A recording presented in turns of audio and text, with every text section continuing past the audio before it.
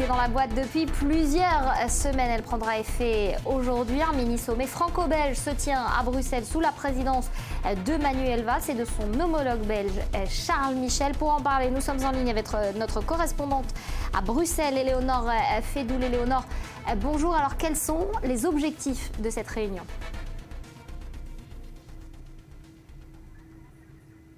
Éléonore, bonjour. J'espère que la connexion a été rétablie.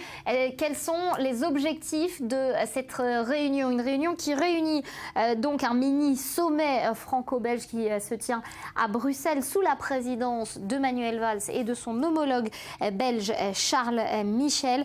Éléonore Fédoul, j'espère que la connexion a été rétablie. Bonjour et merci d'être avec nous ce matin. Quels sont les objectifs de cette réunion ? Alors, bonjour. Les objectifs de cette réunion sont bien sûr la coopération dans la lutte contre le terrorisme. Les deux pays échangeront entre autres leurs techniques pour lutter contre la radicalisation et ils verront surtout comment améliorer l'échange d'informations entre les deux pays, notamment concernant les personnes recherchées. La France et la Belgique soutiennent que la collaboration est plutôt bonne. En témoigne la 11e interpellation en Belgique il y a une dizaine de jours. Mais Charles Michel, le Premier ministre belge, l'a répété récemment, il y a toujours moyen de faire mieux. Enfin, il y aura aussi dans ce mini-sommet un volet européen et il sera question du PNR, le registre européen de données des passagers aériens, adopté en décembre et qui doit maintenant être mis en œuvre. Alors justement, vous le mentionniez, quelles sont les avancées de l'enquête belge sur les attentats de Paris du 13 novembre dernier ? Alors, il y a très souvent des interpellations, des perquisitions en Belgique. Parfois, elles n'ont rien à voir. Par exemple, hier, plusieurs personnes ont été interpellées et inculpées, notamment à Charleroi. Elles sont soupçonnées d'avoir voulu participer au djihad en Syrie, mais a priori, elles n'auraient pas de rapport avec les attentats de Paris. Par contre, dans ce dossier, j'en parlais il y a une minute, une 11e personne a été inculpée la semaine dernière en Belgique. Il s'appelle Zakaria, il est belge, il a une trentaine d'années. Il a été également interpellé à Molenbeek, placé sous mandat d'arrêt et inculpé pour assassinat terroriste et participation aux activités d'un groupe terroriste. Là, c'est en lien avec les attentats de Paris. Cet individu serait un proche d'Abdelhamid Abaoud, l'un des terroristes de Paris. Le suspect nie pour l'instant toute implication dans les attaques. On ne sait pas en fait avec exactitude d'ailleurs ce qui lui est reproché. Ce que l'on sait par contre, c'est qu'en Belgique, donc 11 personnes ont été inculpées dans ce dossier et que 3 planques ont été découvertes à Bruxelles, à Charleroi et à Auvelay, donc à la frontière avec la France. Voilà pour le point sur l'enquête. Merci beaucoup, Éléonore, en direct donc de Bruxelles. Alors, les dirigeants politiques français font preuve aujourd'hui d'une très grande prudence quand il s'agit de définir, de préciser la menace terroriste entre dialectique peu définie et tension réelle. On fait le point avec David Klezewski. Terroristes, barbares, assassins, criminels, des insultes parfois aussi. Le 11 janvier, des millions de Français marchent pour la liberté d'expression menacée. Mais menacés par qui ? C'est du bout des lèvres que le mot islamisme est prononcé. Même musique 10 mois plus tard lorsque plus d'une centaine de personnes sont assassinées au Bataclan. Nous parlons pour notre pays en pensant qu'on est dans un combat. Et que dans ce combat, il faut réunir les conditions pour le gagner. La première condition, c'est l'unité du peuple français. Et on ne montre pas du doigt une partie du peuple français. Pour parler clair, on doit rappeler sans cesse, l'islam n'a rien à voir avec tout ça. Mis à part quelques voix isolées, dont le Premier ministre Manuel Valls, les autorités énumèrent souvent des listes qui n'incluent pas l'islamisme ou les facteurs religieux. Pour le ministre de l'Intérieur, l'ennemi de la France, c'est le terrorisme, c'est-à-dire un moyen d'action, un crime de guerre, mais pas une idéologie religieuse extrémiste. Ces prêcheurs de haine doivent être regardés pour ce qu'ils sont, des criminels qui érigent en système la barbarie. Face à eux, une seule attitude est possible, une détermination totale, l'unité nationale et l'union des démocraties pour vaincre le terrorisme. Une menace dont s'est rapidement saisi au contraire le Front National et quelques élus communistes.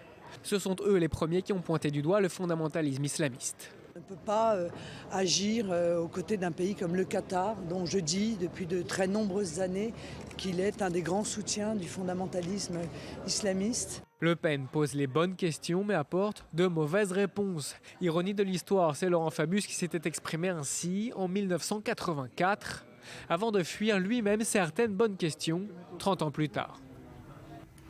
Et pour en parler, nous sommes en ligne avec Simon Petermann, spécialiste en lutte contre le terrorisme. Bonjour et merci d'avoir accepté de répondre à nos questions ce matin. Alors on l'entendait dans ce sujet, l'islamisme qui est prononcé du bout des lèvres par les dirigeants français. Est-ce que cette dialectique qui a du mal à se mettre en place, c'est une des raisons aussi qui rend la lutte contre le terrorisme plus difficile? Oui, évidemment. Le problème, c'est la coopération entre les services de sécurité au niveau européen. Bien entendu, elle fonctionne, mais manifestement, il y a eu des failles, puisque certains des individus qui ont perpétré les attentats ont manifestement circulé d'un pays à l'autre sans être repérés. Et donc, ça pose manifestement le problème de Schengen, bien sûr. Alors justement, quelles sont les priorités dans cette lutte contre le terrorisme et dans cette collaboration au niveau européen? Écoutez, la priorité, ce sont les échanges d'informations, bien entendu. Et manifestement, certains pays ou certains services ne sont pas sur la même longueur d'onde. Est-ce qu'il y a une rétention d'informations pour des raisons obscures? Est-ce qu'il y a des failles? Tout ça est possible parce que certains individus qui sont fichés, notamment en France, qui sont fichés, donc n'ont pas manifestement été suivis. Ce qui, évidemment, provoque quelquefois des failles au niveau de l'échange. Voilà, donc c'est véritablement l'échange d'informations qui est primordial dans ce genre de lutte. Merci beaucoup, Simon Petermann, d'avoir répondu à nos questions ce matin. On va s'intéresser à présent à une enquête hors norme. La Fondation du judaïsme français a commandé à l'Ipsos une grande enquête sur le vivre ensemble en France. Les résultats révèlent une France de la méfiance. David Klezewski. Des Français parfois sur la défensive, toutes confessions confondues. C'est l'enseignement principal de l'enquête publiée par le journal du dimanche. Une large série d'interviews a été réalisée par l'Institut Ipsos sur près d'un an, de juillet 2014 à juin 2015, c'est-à-dire avant, mais aussi après les premiers attentats de janvier. Les chiffres confirment le sentiment de méfiance éprouvé par les Français. Un tiers d'entre eux considèrent qu'une situation raciste peut se justifier. Dans le même temps, un nombre équivalent dit avoir été victime d'insultes ou d'agressions commises par une personne d'origine maghrébine. Autre chiffre qui révèle certaines fractures. 41% des musulmans affirment avoir été insultés ou subi des remarques liées à leur origine. 67% des Français musulmans estiment par ailleurs que les Juifs sont un peu trop présents dans les médias, contre 41% de l'ensemble des Français. Autre signe de cette défiance, les Français estiment que le nombre de musulmans ou de Juifs est bien supérieur à ce que les chiffres officiels révèlent. Face à la succession de chiffres qui décrivent un certain pessimisme dans la société, la Fondation du judaïsme qui a commandé l'enquête a pris soin de ne pas publier les résultats à n'importe quel moment. Pour ne rien vous cacher précisément, nous avions attendu pour publier cette enquête, dont nous avions les résultats il y a quelques semaines. Nous avions d'abord attendu le déroulement des élections régionales parce que nous ne voulions pas précisément qu'il y ait des récupérations politiques ou qu'on soit accusé d'accroître les tensions. L'objectif affiché de l'enquête était d'alerter les pouvoirs publics. La Fondation du judaïsme français a l'intention de reproduire son initiative tous les ans pour assurer un suivi du vivre ensemble dans le temps. L'essentiel de l'actualité internationale à présent, en bref et en images. C'est historique, le gouvernement israélien a approuvé hier la création d'une section de prière mixte hommes-femmes au mur occidental à Jérusalem, une discorde vieille de plus d'un quart de siècle qui prend donc fin. D'autres négociations qui patinent, celles-là. Les pourparlers débutent enfin à Genève, des négociations que le régime de Bachar el-Assad aborde en position de force, notamment grâce au soutien militaire de la Russie ainsi qu'au retour de l'Iran sur la scène internationale. Et puis puis c'est dans un texte écrit dans le plus grand secret par Christiane Taubira, imprimé discrètement en Espagne, acheminé sur des palettes opaques et présenté aux librairies comme un livre sous X pour réduire les risques de fuite. Intitulé Murmure à la jeunesse, cet essai d'un peu moins de 100 pages mis en vente aujourd'hui expose les raisons pour lesquelles l'ex-garde des Sceaux est opposé à l'inscription de la déchéance de la nationalité dans la Constitution. Betsabe, bonjour. Merci de nous avoir rejoints sur ce plateau. Alors, on va parler d'une dernière tentative, l'opération de la dernière chance, si j'ose dire, pour le remorquage du Modern Express. Ça a lieu aujourd'hui et le temps presse puisque depuis 6 jours, le cargo à la dérive risque à tout instant de s'échouer sur les côtes landaises. Oui, en tout cas dans les heures qui viennent, des déclarations presque sensationnelles.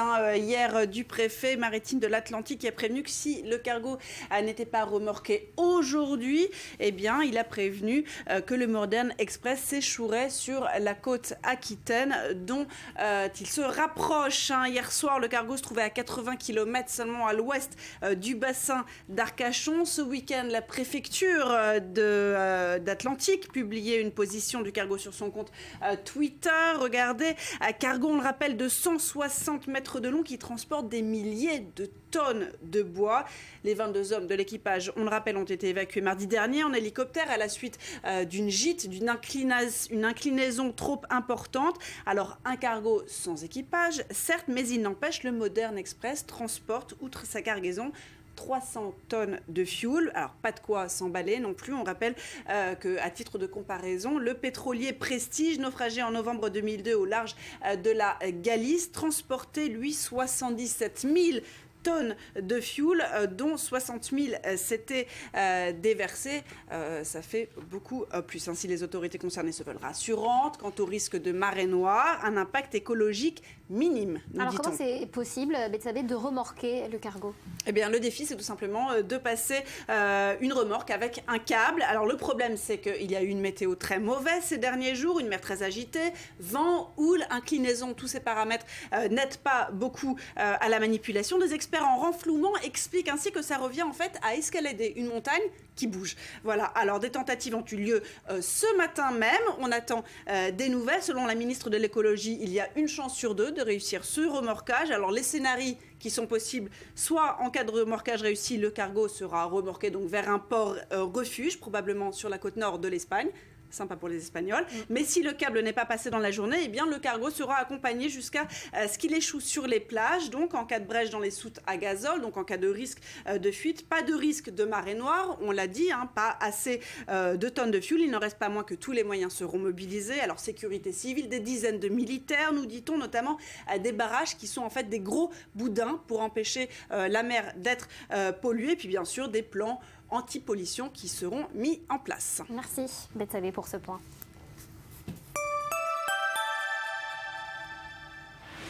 Allez, on va parler à présent d'un paradoxe à l'israélienne. Ça n'est pas le seul, mais il fait réagir. Selon un rapport de l'OCDE qui vient de paraître, le salaire moyen en Israël est parmi les plus faibles. Les prix de l'immobilier sont parmi les plus élevés. Alors, on a décidé de nous concentrer ce matin sur les salaires moyens. On en parle avec le président de l'association La Tête, Gilles Darmon. Bonjour et merci d'avoir accepté de répondre à nos questions ce matin. Alors, en Israël, on gagne moins que la moyenne, mais pire, Israël, c'est le 2e pays au monde où les inégalités sont les plus importantes. On est juste derrière le Brésil. Et puis, corollaire à ce rapport, est indiqué également que le pays connaît une stabilité économique exemplaire, une croissance sans équivoque. Alors, ça profite à qui ? Bien, ce qui est sûr, c'est que ça ne profite pas aux nécessiteux en Israël. Il y a eu un choix économique de la direction de ce pays depuis le milieu des années 80 d'installer une orthodoxie budgétaire qui fait qu'aujourd'hui, les dépenses sociales israéliennes sont parmi les plus faibles de l'OCDE. Et le résultat ne se fait pas attendre puisque aujourd'hui, plus de 21% de la population israélienne vit aujourd'hui en dessous du seuil de pauvreté.